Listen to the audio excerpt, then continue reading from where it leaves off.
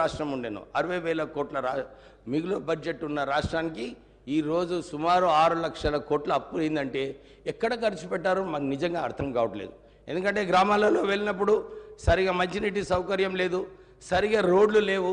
ప్రజలందరూ కూడా ఈ రెండు అంశాల మీద చాలామంది ఇదే ప్రశ్న వేస్తున్నారు మాకు. ఇక డబుల్ బెడ్రూమ్ ఇల్లు సంగతి అయితే వాళ్ళందరికీ మంచిగా తెలుసు. ఎక్కడ కూడా గ్రామాలలో ఏ డిస్ట్రిక్ట్లో కూడా ఇల్లులు కట్టలేదు.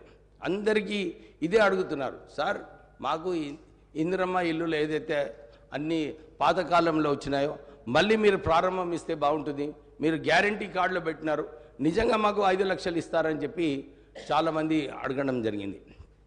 మేము ఇదే వారికి విశ్వాసం ఇప్పించినాము. అప్పుడు ఏదైతే కాంగ్రెస్ హయాంలో ఇందిరమ్మ గృహాలు కల్పించినారో మళ్ళీ ఈసారి 5 లక్షల రూపాయల వరకు మీకు రాష్ట్ర ప్రభుత్వం ద్వారా మీరు ఇల్లులు కట్టుకోవడానికి మీకు ఈ సౌకర్యం కల్పిస్తాము. అంతేగాక ఎవరికైతే జాగాలు లేవో, ల్యాండ్ లేదో వాళ్ళందరికీ కూడా 250 స్క్వేర్ యార్డ్స్ ల్యాండ్ ఇప్పిస్తూ ఇల్లులు కూడా కట్టాలని చెప్పి ప్రభుత్వం ఆలోచిస్తుంది. నిన్న ఒక రివ్యూ మీటింగ్లో రేవంత్ రెడ్డి గారు చెప్పినట్టు విన్నాను నేను. ఎక్కడ నేను భూమి కావాలనుకుంటే కొనాలి, డిస్ట్రిక్ట్లలో కొని ఈ ఇంద్రమ్మ పథకం కింద ప్రజలకు లాభం పొందేలాగా ఇల్లులు కట్టుకోవడానికి సౌకర్యం కల్పించాలని చెప్పి కూడా ఓ నిర్ణయం తీసుకుంది రాష్ట్ర ప్రభుత్వం. అధ్యక్ష, ఇది ఒక మంచి విషయము. ఇవన్నీ కూడా చూసుకుంటే తెలంగాణ ప్రజలు ఏదైతే ఆశిస్తున్నారో ఒక ప్రజాస్వామిక తెలంగాణ, ఒక ప్రజల తెలంగాణ, ఇంద్రమ్మ హయాంలో ఏదైతే జరిగిందో పరిపాలన అలా ఉంటే బాగుంటుందని చెప్పి ప్రజలందరూ కూడా ఆలోచిస్తున్నారు. అధ్యక్ష, నేను ఇంకో విషయం చెప్పాలని ఉంది. చాలా మటుకు పబ్లిక్ సెక్టర్ ఆర్గనైజేషన్స్ ఈ తెలంగాణ రాష్ట్రంలో ఇంతకుముందు చెప్పినట్టు పవర్ యూటిలిటీస్లో 80,000 కోట్ల అప్పు ఉన్నది. సివిల్ సప్లైస్ కార్పొరేషన్లో కూడా 56,000 కోట్ల రూపాయల అప్పు, దాంతోపాటు 11,000 కోట్ల నష్టము సివిల్ సప్లైస్ కార్పొరేషన్లో ఉంది. అంటే అన్ని చోట్ల కూడా సింగరేణి సంస్థ అధ్యక్ష ఈ రాష్ట్రంలో అంత అది పెద్ద సంస్థ, 38,000 కోట్ల టర్నోవర్ ఉన్న సంస్థ సింగరేణి సంస్థ. దాంట్లో తెలంగాణ వచ్చినప్పుడు 62,000 ఉద్యోగాలు ఉండే అధ్యక్ష.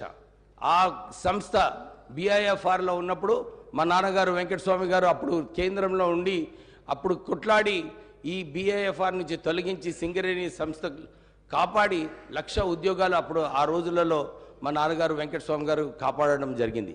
కానీ ఈరోజు సింగరేణి సంస్థలో TRS ప్రభుత్వం వచ్చిన తర్వాత కేవలం 39,000 ఉద్యోగాలు ఉన్నాయి అధ్యక్ష. ఒక ఇంటింటికి ఉద్యోగం ఇస్తామని చెప్పి TRS ప్రభుత్వం చెప్పింది. కానీ సింగరేణి ఒక్క సంస్థలోనే 29,000 ఉద్యోగాలు బర్తరాఫ్ చేయడం జరిగింది. కారుణ్య నియామకాలు అన్నారు, కానీ దాంట్లో కూడా చాలా అవకతవకలు ఉన్నాయి అధ్యక్ష. సింగరేణి కార్మికులకు నిజంగా వాళ్ళందరూ కూడా అదే అనుకుంటున్నారు, అరే తెలంగాణ వచ్చిన తర్వాత మా భవిష్యత్తు బాగుంటుంది అనుకున్నాము, కానీ ఏమైంది మా పరిస్థితి అని చెప్పి చాలామంది అక్కడ అనుకుంటున్నారు. అక్కడ కూడా 27,000 కోట్ల రూపాయలు రాష్ట్ర ప్రభుత్వం ఇప్పుడు సింగరేణి సంస్థకు పైసలు ఇచ్చేది ఉంది అధ్యక్ష. అంటే ఆ సంస్థను కూడా అక్కడ కూడా పాత రాష్ట్ర ప్రభుత్వము అక్కడ కూడా సింగరేణి నుంచి పైసలు తీసుకొని ఇవ్వడం లేదు అధ్యక్ష. అంటే ఈ ఇన్స్టిట్యూషన్స్ ఏదైతే సరిగా నడిచే ఇన్స్టిట్యూషన్స్ ఉన్నాయో అన్నీ కూడా సరిగా నడపకుండా అన్ని లోన్లలో రుణాలలో ఉంచి ఈ రాష్ట్ర ప్రభుత్వం ఏదైతే అప్పుల రాష్ట్రం చేస్తున్నారో ఆ పాత రాష్ట్ర ప్రభుత్వము అప్పుల రాష్ట్రం చేసి నిజంగానే ఒక వైట్ పేపర్ ఏదైతే రేవంత్ రెడ్డి గారు ఆలోచించారో తీసి నిజంగానే ప్రజలకు తెలవాలి. కానీ అప్పుడు మా KT రామారావు గారు అన్నారు, అరే ఇప్పుడు మీకు తెలియదా ఇంతకు ముందు అని చెప్పినారు. కానీ ప్రజలు ఏదైతే అనుకుంటున్నారో ఇంత దురదృష్టమైన సిచ్యువేషన్ ఉంటుందని ఎవరు కూడా ఆలోచించలేదు అధ్యక్ష. దీంట్లో రాష్ట్ర ప్రభుత్వం ఒక మంచి నిర్ణయం తీసుకుంది. ఎక్కడైతే అవకతవకలు అయినాయో అక్కడ దాంట్లో ఎంక్వైరీ పెట్టాలి, సరైన యాక్షన్ తీసుకోవాలి. చాలామంది 300 రిటైర్డ్ ఆఫీసర్స్ని రీఎంప్లాయ్ చేస్తున్నారు అధ్యక్ష. అంటే ఎందుకు అసలు ఉద్యోగాలు లేవు, ప్రజలందరూ కూడా ఉద్యోగాలు కల్పిస్తే బాగుంటుంది అనుకున్నారు.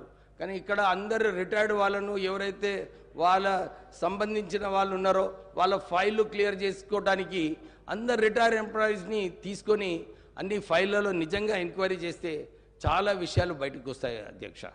సో నాకు ఈ రెజల్యూషన్ని సెకండ్ చేయడానికి మీరు మా పార్టీ వాళ్ళందరూ కూడా నాకు సెకండ్ చేయమని ఈ అవకాశం ఇచ్చినందుకు వాళ్ళందరికీ కృతజ్ఞతలు చెప్తూ గవర్నర్ అడ్రస్కి